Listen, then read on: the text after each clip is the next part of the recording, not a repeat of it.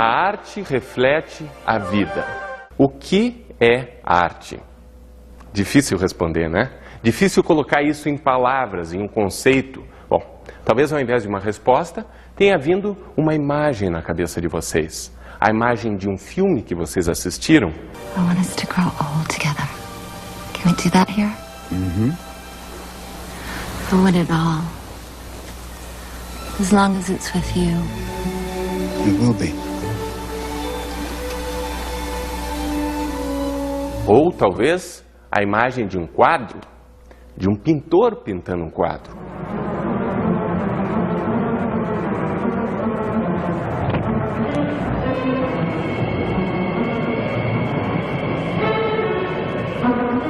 Ou uma dança, ou uma banda que vocês gostam, ou qualquer outra coisa que vocês já viram e que as pessoas chamam de arte, que vocês chamam de arte.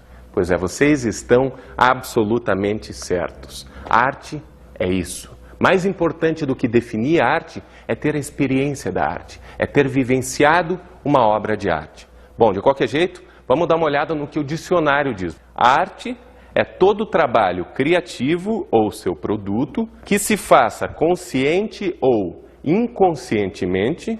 Opa, que história é essa? Quer dizer, que o artista saiba ou não o que ele está fazendo, que ele tenha consciência ou não. Deu uma complicada, né? Vamos seguir. Com intenção estética. Vixe Maria, o que quer dizer estética? Parece coisa de cabeleireiro, não é? Bom, vamos seguir e ver se ele explica o que é isso. Isso é, com o fim de alcançar resultados belos. Ah, tá. Então, estética é o belo. Intenção estética é a busca do belo. Essa definição também não ajudou a gente muito, né?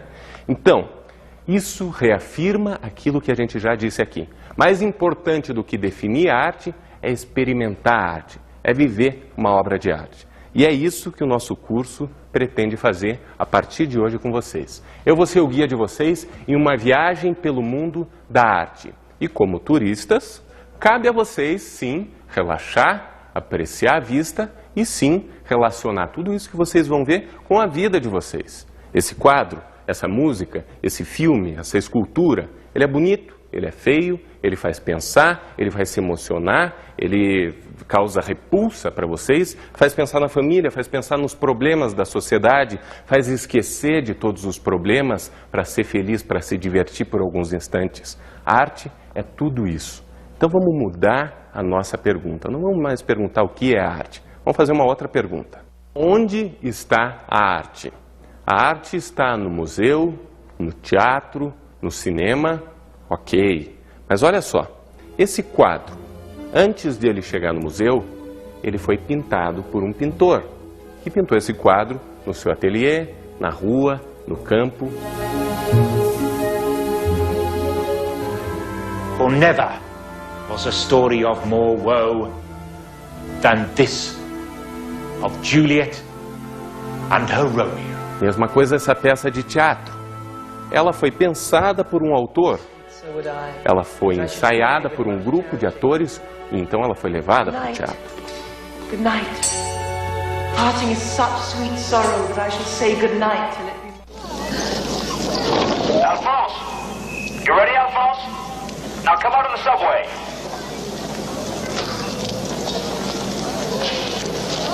Faster, more action. Now quick, out of the way. Watch out, Walter. Zoom in on Alexandre. Closer, Walter. Cut! We'll take it again from a different angle. Okay, ready? Ready. Roll it.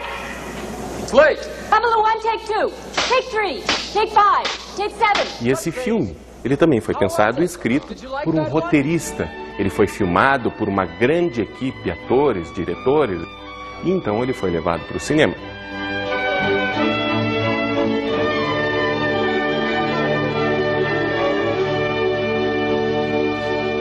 Quer dizer, a arte não está só no museu, no teatro e no cinema. A arte está em todo lugar. E o que é melhor? A arte está em todos nós, em mim e em cada um de vocês. Vocês não estão acreditando, né? Vamos pensar numa coisa. Eu vou lembrar umas coisinhas para vocês. Quando você era criança, você tinha lá o seu herói favorito. Você enrolava uma toalha no pescoço e saía correndo pela casa fingindo que estava voando, que ia salvar uma população de uma cidade inteira. Ou então você pegava um pedaço de madeira, um revólver de brinquedo e brincava de polícia e bandido. Ou então você brincava de casinha, de pai, de mãe, de filho, etc. Vocês estavam interpretando papéis, estavam fazendo teatro. Tudo bem, vocês não fizeram isso também. Então lembra daquela vez que você fez um desenho, uma casinha, a sua família ou alguma outra coisa da sua realidade. Você estava desenhando, estava fazendo artes plásticas. Você não fez isso também? Ou então, aquela vez que você escreveu uma carta, falando de como estava a sua vida ou falando da saudade que você estava sentindo por alguém que estava longe.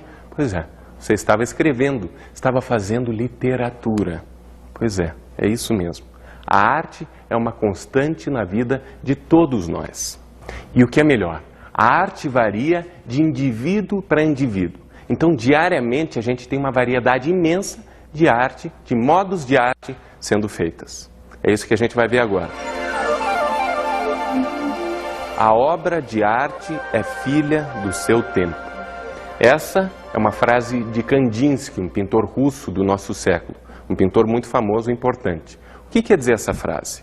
A obra de arte é filha do seu tempo. Quer dizer que uma obra de arte, que uma arte feita em uma determinada época, vai ser muito diferente de uma outra feita numa outra época. Vamos dar uma olhada no exemplo, olha só.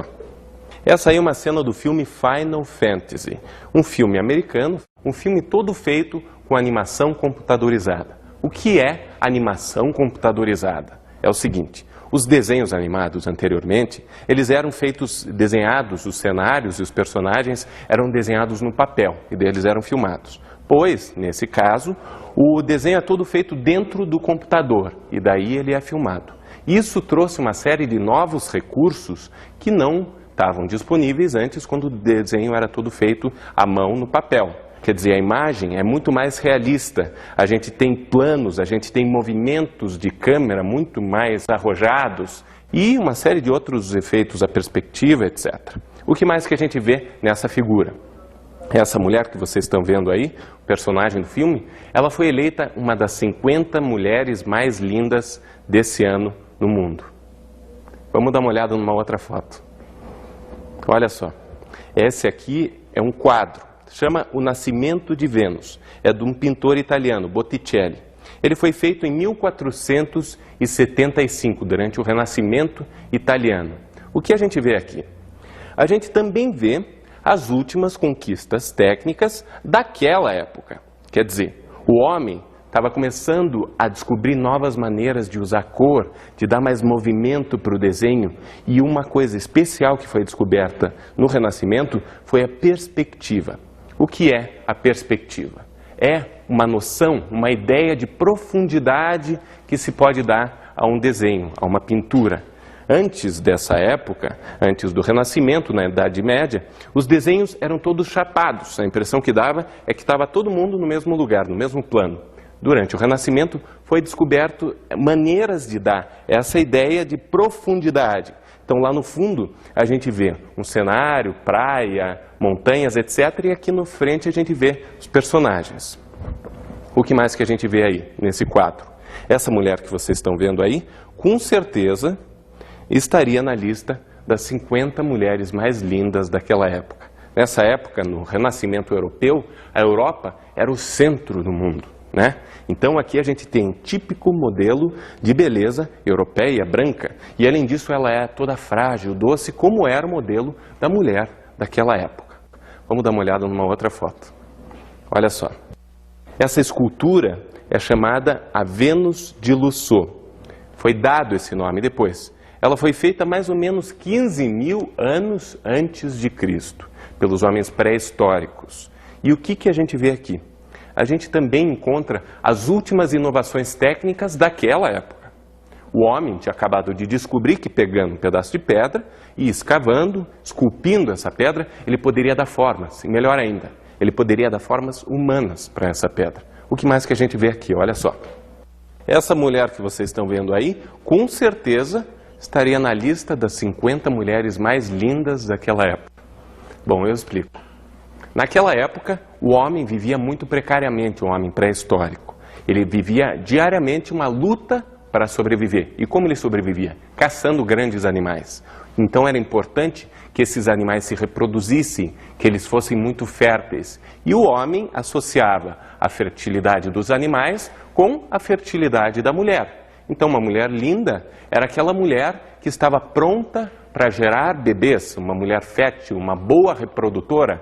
E é o caso dela, grandes seios, grandes quadris, etc. Uma mulher pronta para ser mãe muitas vezes, né?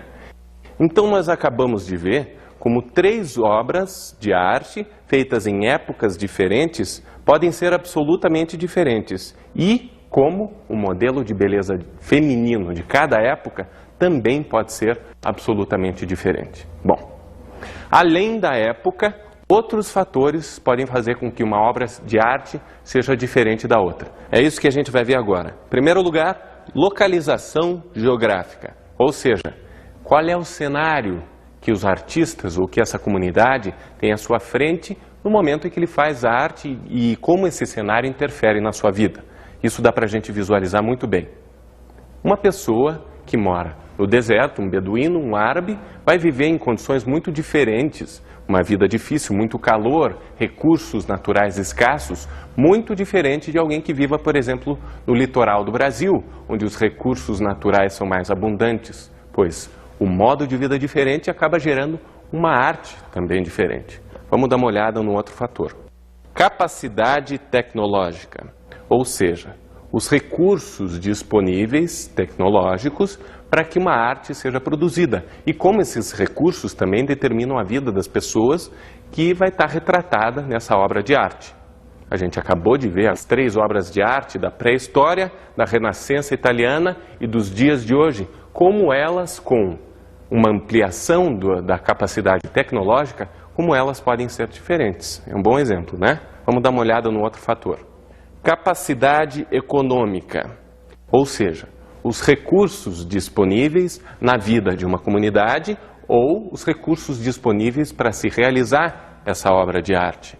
Aqui também a gente está falando dos recursos de vida de um agrupamento, um pessoal que vive na cidade, um grupo de artistas que vivem na cidade e vive a realidade da cidade, vai fazer uma obra muito diferente de alguém que mora no campo ou de um grupo de pessoas que morem de uma maneira mais primitiva, com menos recursos, de uma maneira mais precária. Um modo de vida diferente vai gerar uma arte diferente. Vamos dar uma olhada no outro fator. Sistema político. Como o homem administra a sua vida comum, seus limites, suas regras, suas leis. A gente teve no Brasil um período de ditadura. E como era essa ditadura?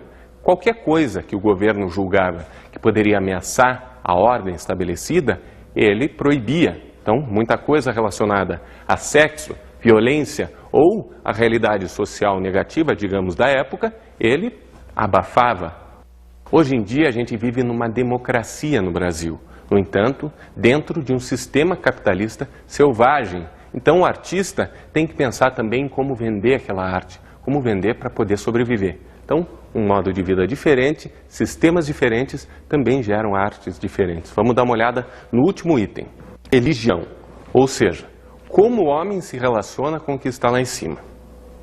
Bom, isso dá para a gente visualizar perfeitamente. Em um país como o Brasil, de tradição essencialmente católica, a arte vai constantemente buscar essas referências do catolicismo. Santos, anjos, Maria, Jesus, etc. Se a gente for olhar para um país e para a arte que é produzida em um país como a Índia, de tradição religiosa ligada muito mais ao hinduísmo, a gente vai encontrar muito mais as referências da mitologia hindu, ou seja, Brahma, que é a grande entidade do hinduísmo, Vishnu, Shiva, etc. Bom, com tudo isso, eu quero dizer o seguinte para vocês. Eu não quero que vocês decorem esse bando de coisas que eu acabei de falar agora. Mais importante é que a gente pense em cada uma dessas coisas. A localização geográfica, política, econômica, religião, que a gente possa dispor dessas coisas para contextualizar as obras de arte que a gente vai ver.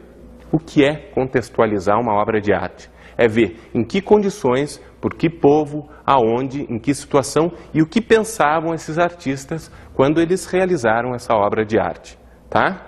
Isso é mais importante.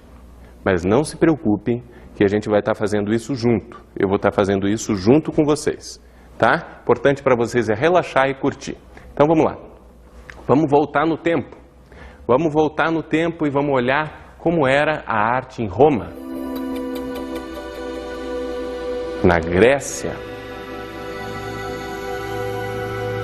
no Egito Antigo. E chegando lá, a gente vai descobrir que a arte nasceu ainda muito antes disso. O nascimento da arte. Como eram as primeiras obras de arte? Vamos dar uma olhada numa delas. O que é isso? O que está representado aí? Quem fez isso? Aonde? A gente fez essas perguntas para algumas pessoas na rua. Vamos ver o que elas responderam.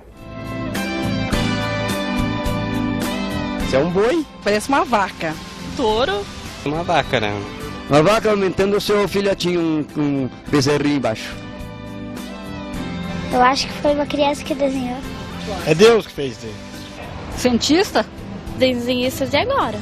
Não foi feito por aparelho eletroeletrônico, não. Foi mão humana. Os homens da pedra. Nossos antepassados que fizeram, né? De um pessoal muito antigo, de cavernas, vamos dizer assim. Um desenho pré-histórico. Os homens das cavernas antigas, que eles desenhavam com tinta. Eu acho que é uma pintura dos nossos antepassados, que é pintado em rochas e que conta a história da gente antiga, né? Olha só que maravilha, é isso mesmo. Essa pintura foi feita pelos homens pré-históricos, pelos nossos antepassados. E ela foi feita mais ou menos 15 mil anos antes de Cristo. Eu vou mostrar para vocês em que região que ela foi feita. Vamos ver aqui, ó. Olha só. Esse é o mapa mundi. O Brasil está aqui, América do Sul, América do Norte, Europa, Ásia, África, Oceania, Austrália, etc. A gente vai se concentrar nessa região em volta do mar Mediterrâneo, que fica entre a África, Europa e Ásia. As grandes obras de arte dos caçadores pré-históricos, ou seja, as obras de arte mais antigas que conseguiram chegar até nós, vêm dessa região aqui, no norte da Espanha, sul da França. É o caso dessa obra de arte que a gente acabou de ver. Como viviam os homens pré-históricos? Bom, a gente vai dar uma olhada em algumas cenas do filme A Guerra do Fogo, que mostra, assim, de uma maneira espetacular, como esses homens pré-históricos viviam. Vamos dar uma olhada. Naquela época, essa região do norte da Espanha, do sul da França, era muito mais fria do que é hoje. Aliás, o mundo inteiro era muito mais frio do que é hoje. Então o homem se abrigava em cavernas. E ele vivia uma luta diária para sobreviver, porque nessa região só sobreviviam os grandes animais. Então a caçada era muito difícil.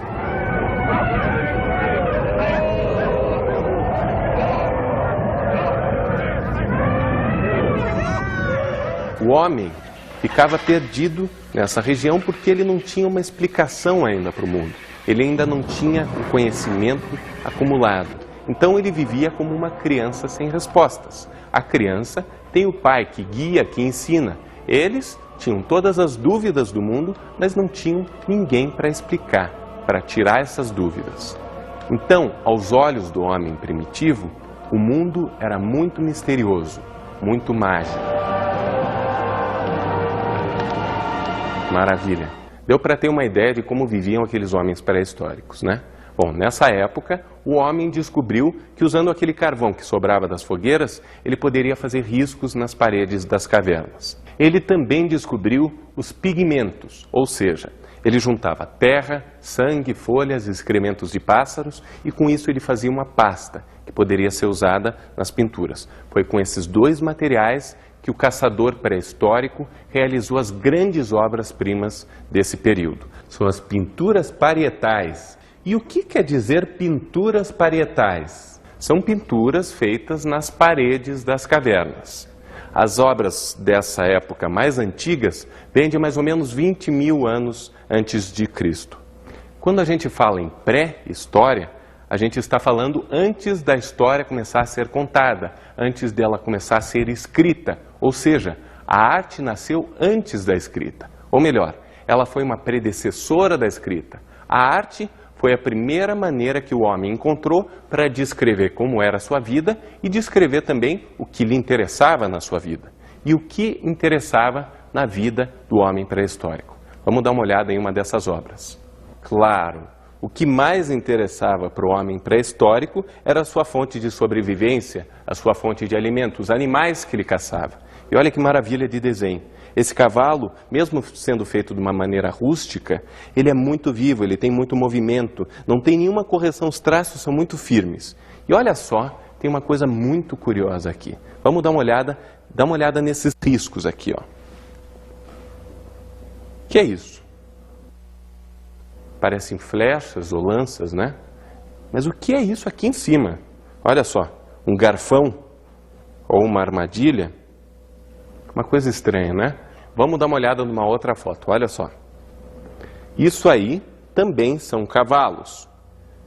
Cavalos também muito bem feitos. Só que olha só, eles estragaram o desenho colocando um monte de bolinhas e um monte de mãos. Sabe como é que eles faziam essas mãos? Eles colocavam a mão deles sobre a parede e assopravam farelos de carvão sobre a mão, usando um canudinho feito de bambu ou de ossos. E deles tiravam a mão e ficava lá a impressão da mão deles. Bom, vocês devem estar se perguntando assim, por que eles desenhavam um cavalinho tão bonito e ficavam estragando, colocando bolinha, armadilha, risco, etc. Bom, e eu pergunto para vocês, a gente também não faz isso hoje em dia? Eu vou contar uma historinha para vocês. Olha só, eu quando era criança, pré-adolescente, eu era muito tímido. E eu era apaixonado por uma menina da minha sala. Só que eu não conseguia chegar até ela e me declarar. Então, o que eu fazia? Eu chegava em casa e eu desenhava ela. Vocês estão vendo que eu desenho hoje em dia tão bem quanto eu desenhava naquela época. Olha aqui, vou fazer uma trancinha aqui, nossa mãe. Bom, essa aí era ela. Eu queria namorar com ela, então eu me desenhava do lado dela. Para mim, pegar na mão dela era suficiente. E eu queria mais, eu queria que ela se apaixonasse por mim. E o desenho estava feito. E daí eu pegava e ficava olhando esse desenho durante muito tempo. E nesse tempo eu estava acreditando piamente que eu estava namorando com essa menina. Era uma coisa parecida que acontecia com os homens pré-históricos. Os homens pré-históricos não eram apaixonados pelos cavalos, mas eles eram fascinados pelos cavalos. Eles dependiam dos cavalos para sobreviver. Bom, então, da mesma maneira que eu era fascinado pela menina, era apaixonado por ela e fixava ela em um desenho para poder, digamos, me relacionar da maneira que eu queria com ela, os homens pré-históricos faziam a mesma coisa com os animais que eles desenhavam nas paredes das cavernas. Então eles desenhavam um cavalo e daí iam lá e desenhavam uma lança, como se eles estivessem enfiando essa lança. Desenhavam uma armadilha, como se eles estivessem aprisionando a alma desse animal. Ou então colocavam bolinhas. As bolinhas estavam ligadas com a ideia de fertilidade dos animais. Então eles evocavam a fertilidade desses animais. As mãos, a mesma coisa, uma ideia de pegar esses animais. Bom, a arte vai evoluir e a função da arte, que inicialmente foi essa, de buscar controlar a natureza, também vai mudar. Vamos dar uma olhada numa outra foto. Olha só. Uma nova função para a arte. Primeiro foi aquela que a gente acabou de ver, de buscar controlar a natureza. Agora, o homem começa a narrar eventos do seu dia a dia. E a gente vê essa maravilha dessa pintura, olha só. Aqui a gente está vendo descrita uma caçada a um bisonte. Essa figura que está ali na frente, essa aqui, ó, parece um homem, pois talvez fosse o xamã dessa tribo, o feiticeiro dessa tribo, que estava hipnotizando ou distraindo esse bisonte, enquanto ele foi, ó, atingido por uma lança. E aqui a gente vê alguma coisa que é como sangue ou vísceras desse boi, depois que ele foi atingido por essa lança. Também começam a aparecer novas outras funções. Vamos dar uma olhada numa outra foto, olha só. O que é isso? Isso é alguma coisa que existe na natureza? Na natureza existem círculos. O Sol, a Lua são círculos. Mas alguma coisa quadrada na natureza? Vocês conseguem pensar em alguma coisa quadrada que exista na natureza? Pois é. Além de descrever as coisas que o homem via, ele começou a criar novas imagens, novas formas. Começa a haver um desenvolvimento da abstração dentro da cabeça do homem. Bacana, né? Então vamos dar uma olhada agora nas esculturas pré-históricas. Essa aí a gente já conhece, é a nossa Vênus de Lussault, nossa gordinha, olha só. A gente sabe que ela era a representação da beleza feminina daquela época. Além disso, aqui está representada a primeira divindade que se conhece na história do homem, a primeira deusa. Como era o nome dessa deusa? Era a Senhora dos Animais. O que era a Senhora dos Animais? Eles acreditavam que havia uma deusa, no caso essa, que era responsável por coordenar a reprodução dos animais e também coordenar, mandar nos desejos dos animais. Então eles evocavam, eles rezavam e faziam rituais para essa deusa, para que ela desse uma mãozinha para os homens, para os caçadores, durante a caça. A vida do homem pré-histórico vai ter uma mudança radical com uma das grandes descobertas da história da humanidade, se não for a maior. Vamos dar uma olhada nisso agora. A primeira grande revolução da vida do homem. O que gerou essa grande revolução? Pois foi a descoberta da agricultura. Isso aconteceu por volta de 8.000 anos antes de Cristo. Vamos dar uma olhada aqui no mapa, ver onde que isso aconteceu. Olha só. Aqui é aquela região norte da Espanha, sul da França, onde aconteceu o apogeu da arte dos caçadores pré-históricos. E aqui, do outro lado do Mediterrâneo, na região que hoje a gente chama de Oriente Médio, região de Israel, Iraque, Arábia Saudita, é que aconteceu a descoberta da agricultura. Como que isso aconteceu? Dá para a gente imaginar. Os homens das tribos saíam para caçar e as mulheres ficavam cuidando dos alimentos que ficavam ali. Elas começaram a observar que algumas sementes que caíram no chão começavam a germinar e essas plantas geravam frutos. Bom, a observação contínua desse fenômeno fez com que o homem tomasse consciência desse processo de plantio e colheita. E assim nascia a agricultura. Bom, essa descoberta vai mudar radicalmente a vida do homem. O homem pré-histórico, o caçador, ele vivia da caça, então ele só tinha olhos para os animais que ele queria caçar.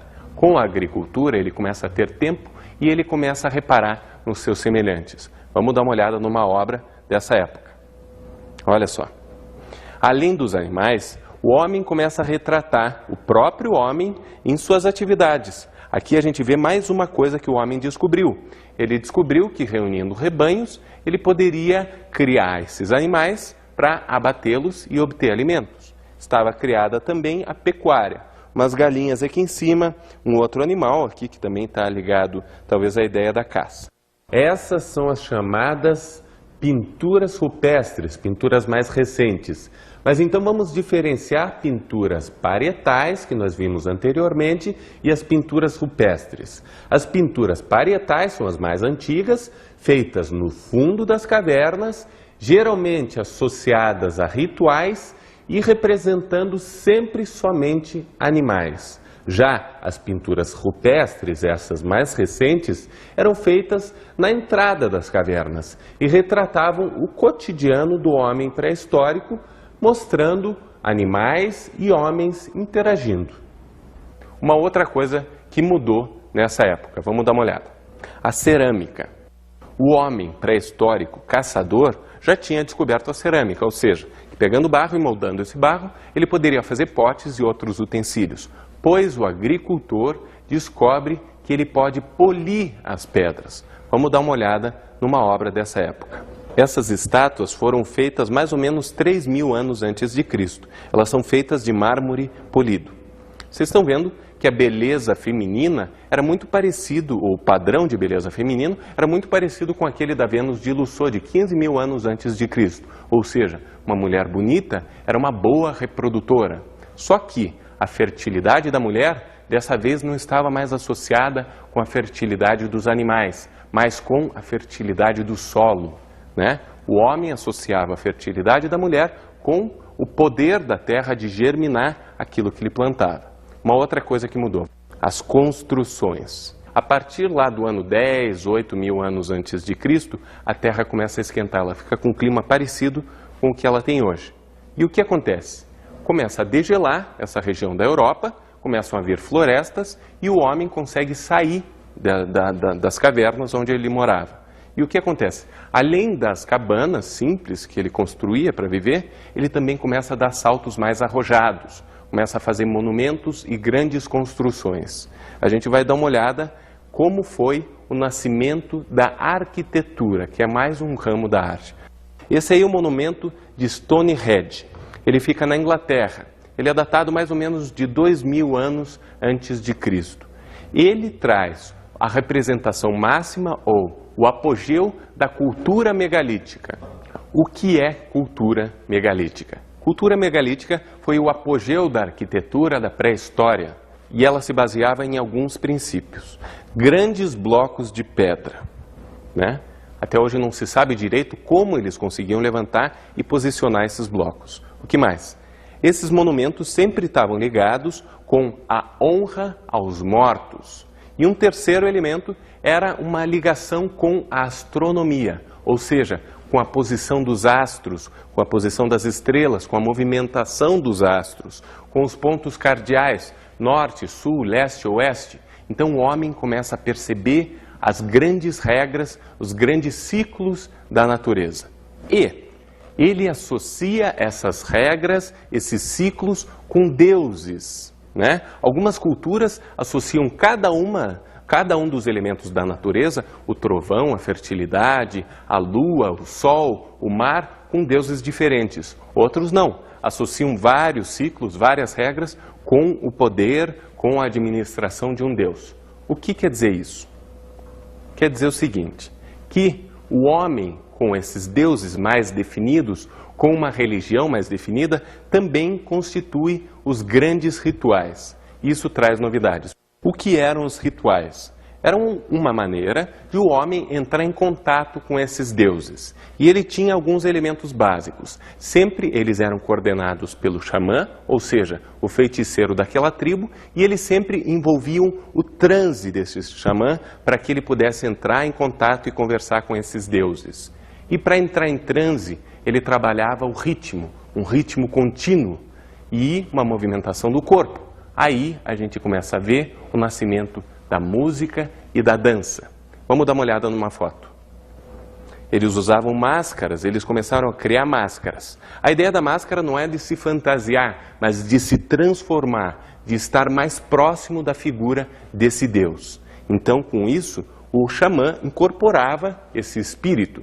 E essa história de incorporar a personagem, a gente conhece de algum lugar, não é? Pois é, a gente também estava assistindo ao nascimento do teatro. Então, no final da pré-história, a gente consegue ver que a pintura e a escultura já estão sendo desenvolvidas há muito tempo e a gente vê o nascimento da arquitetura, do teatro, da dança e da música. Olha que maravilha. Bom, a nossa aula de hoje fica por aqui e a gente vai ver agora umas sugestões de atividades. Olha só.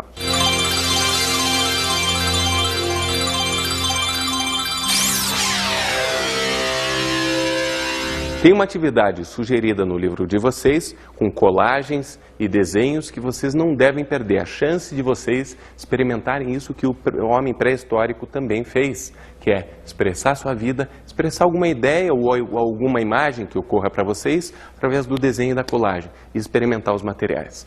Outra sugestão é que vocês assistam o filme A Guerra do Fogo, que retrata assim, de uma maneira esplêndida como era a vida e as dificuldades e o aprendizado desse homem pré-histórico.